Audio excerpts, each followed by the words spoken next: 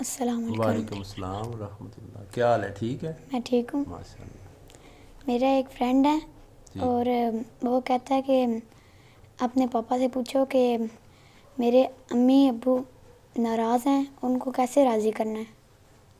کوئی وظیفہ پوچھنا چاہ رہے ہیں؟ جی. تو امی ادھر ہی رہ رہے ہیں یا ناراض ہو کے اپنے میکے چلے گئے ہیں؟ نہیں، ان کے گھر گئے ہوئے ہیں. گئے ہوئے ہیں گھر. اچھا. تو اس طرح ہے کہ گھر کے ماحول سے بچے اکثر بیزار ہو جاتے ہیں، پریشان ہو جاتے ہیں، اور وہ چونکہ آپ کے فرینڈ ہیں آپ کے ساتھ، انہوں نے اس لیے ڈسکس کی ہے. اکثر ماں باپ یہ خیال نہیں کرتے کہ ہمارے گھر میں معصوم بچے ہیں، ان کی زندگیاں بھی اب ہمارے ساتھ اٹیچ ہیں، ان کے ساتھ بھی پیار محبت کرنا ہے، اور ان کی زندگی اور ان کے سکون اور ان کے دماغ کو ٹینشن سے بچانے کے لیے ہم نے آپس میں لڑنا نہیں ہے. تو لاپرواہی سے وہ بچوں کے سامنے ہی لڑائی کرتے ہیں. مسائل ان کے اپنے ہوتے ہیں، حالانکہ جب اولاد ہو جائے پھر مسائل اپنے نہیں رہتے، پھر وہ مسائل اس میں شامل اولاد بھی ہوتی ہے. تو جب اپنے فرینڈ کو بتائیں کہ آپ دونوں ماما اور پاپا کو عرض کریں کہ میں آپ کا بیٹا ہوں، آپ میرے لیے آپس میں راضی رہیں، اب میری زندگی کا مسئلہ ہے، میری پڑھائی کا مسئلہ ہے، میں ذہن میں ٹینشن لوں گا تو وہ میں پڑھ نہیں سکوں گا. تو اکثر ہوتا یہ ہے کہ جب دونوں طرف لڑائی ہوتی ہے، امی اور ابو لڑ پڑتے ہیں، تو لڑائی کے بعد جو ابو کے رشتہ دار ہیں وہ ان کو بھڑکاتے ہیں، جو امی کے رشتہ دار ہیں ان کو بھڑکاتے ہیں، اور اس میں رشتہ داروں کا بھی رول ہے لڑائی کروانے میں. اور بعض دفعہ جو بچے کے بابا ہیں اس کی بات جس کے ساتھ وہ شیئر کرتے ہیں وہ کچھ لگا کے الٹ پلٹ اس کی ماما کو بتاتے ہیں، اور کچھ ماما کی بات کو بڑھا چڑھا کے اس کے بابا کو بتاتے ہیں. تو ایسے لوگ ہوتے ہیں جو ان کو جدا کرنے میں کافی رول ادا کر رہے ہوتے ہیں. تو اس کا بہتر طریقہ تو یہی ہے کہ کوئی ایسا عزت مند بندہ سمجھدار ان دونوں کے درمیان آ جائے. اس کا ایک نبی پاک صلی اللہ علیہ وآلہ وسلم نے حل بتایا ہے کہ لڑکے سے بات کرے، جو مرد ہے جو اس بچے کا والد ہے اس سے بات کرے اور اس کے سامنے اس کی والدہ کی تعریف کرے کہ وہ کہتی ہیں کہ میرا خامند بہت اچھا ہے. اور پھر جب وہ بندہ یا وہ بزرگ عورت یا کوئی بزرگ مرد ان کی فیملی میں سے جو محرم ہو، وہ اس بچے کی ماما کو جا کے کہے کہ بھائی آپ کے خامند بہت اچھے ہیں، وہ آپ کی بہت تعریف کرتے ہیں. بظاہر تو یہ ہوگا کہ یہ جھوٹ بول رہے ہیں، حالانکہ دونوں اس وقت لڑائی میں ایک دوسرے کی تعریف نہیں کرتے. اس وقت تو لڑائی ہوئی ہوتی ہے، اس وقت تو ایک دوسرے کی بد تعریفی کرتے ہیں کہ فلاں کو اس لیے میں نے چھوڑا ہے، اور وہ کہیں گے کہ وہ ہے ہی ایسا. ایک دفعہ کا واقعہ ہے کہ ماڈل ٹاؤن سے کچھ لوگ میرے پاس آئے، انہوں نے کہا جی لڑکی والوں نے اپنے خاوند کے گھر کے سامنے جو اس کی بیوی ہے اس کے بھائیوں نے آگے فائرنگ کی ہے. لڑائی اتنی طول پکڑ گئی کہ ایک دوسرے کے گھروں میں جا کے فائرنگ کی تاکہ یہ ڈر جائیں. تو یہ طریقہ سرن شریعت کے خلاف ہے. مجھے انہوں نے ڈال لیا. جو مرد تھا وہ یورپ میں تھا اور جو عورت تھی وہ وزیر آباد تھی. میں نے کہا کہ مجھے نا اس عورت کے پاس لے چلو. اس عورت کے پاس گئے اور اس کو میں نے کہا کہ دروازے کی دوسری سائڈ پہ آپ بیٹھ جاؤ پردے میں، ادھر میں بیٹھ جاتا ہوں.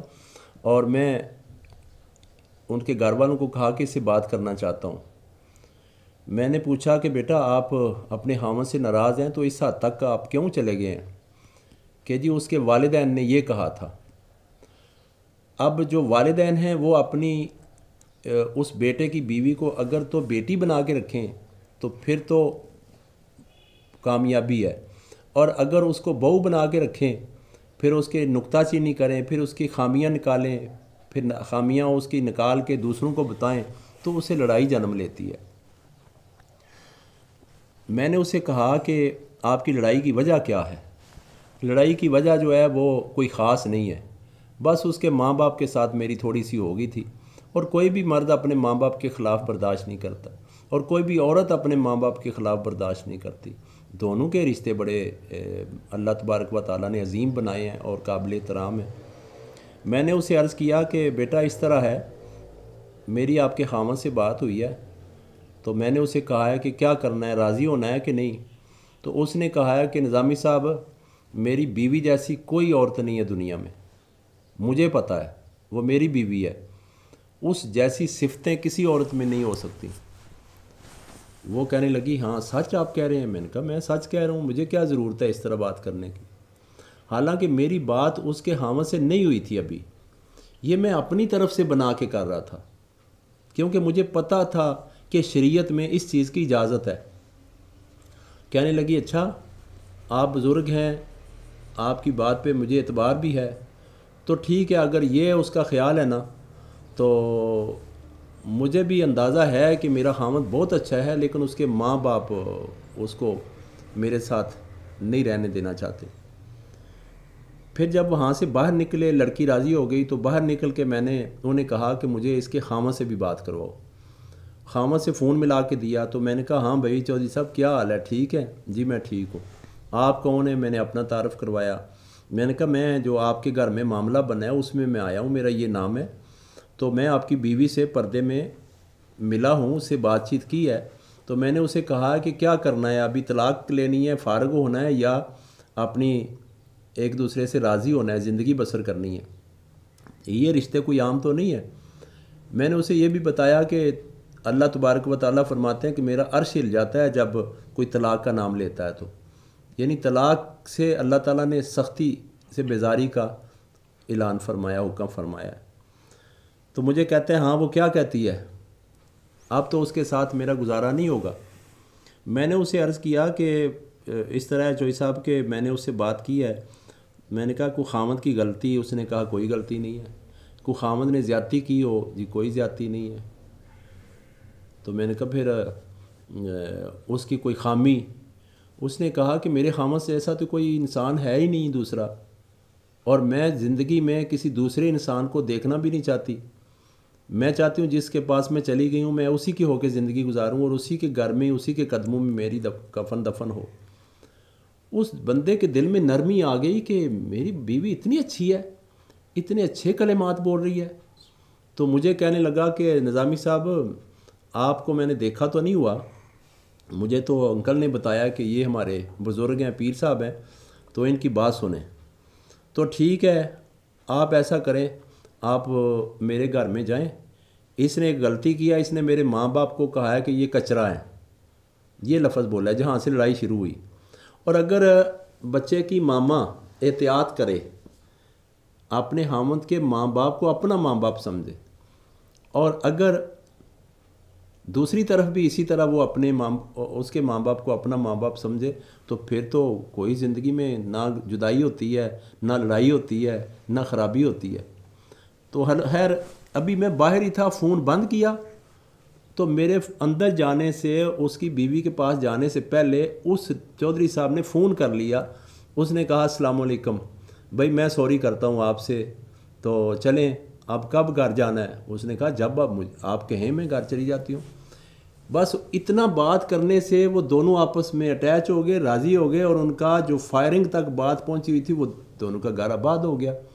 بس احتیاط صرف اتنی کرنی ہے کہ ہر رشتہ بڑا عزیز ہے، ہر رشتہ بڑا قیمتی ہے، ہر رشتہ بڑا اللہ تبارک و تعالیٰ کا انعام ہے، اور ایک دوسرے کا احترام کرنے سے صرف دنیا میں جنت نہیں بنتی بلکہ آخرت میں بھی جنت ملے گی۔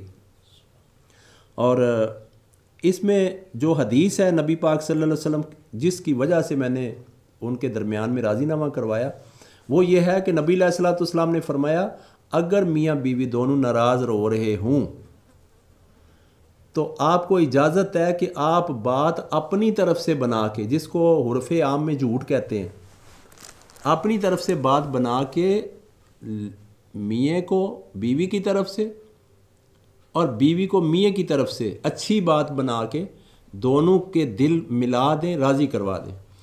اب آپ کے جو فرینڈ ہیں ان کا کام ہے کہ وہ ماما کو کہیں کہ پاپا بہت اچھے ہیں، پاپا آپ کی تعریف کرتے ہیں، تو ماما آپ آ جائیں نا۔ تو ماں کا دل بڑا نرم ہے، اور جب پاپا سے بولیں تو پاپا کو کہیں کہ امی تو بہت اچھی تعریف کرتی ہیں کہ آپ کے بابا بہت اچھے ہیں۔ تو جب اولاد بھی ایسا کرے گی، رشتہ دار بھی ایسا کریں گے، آس پاس والے بھی ایسا کریں گے، تو کبھی بھی کسی کا گھر برباد نہیں ہوگا. یہ طریقہ ہے اس کا. جی ٹھیک ہے.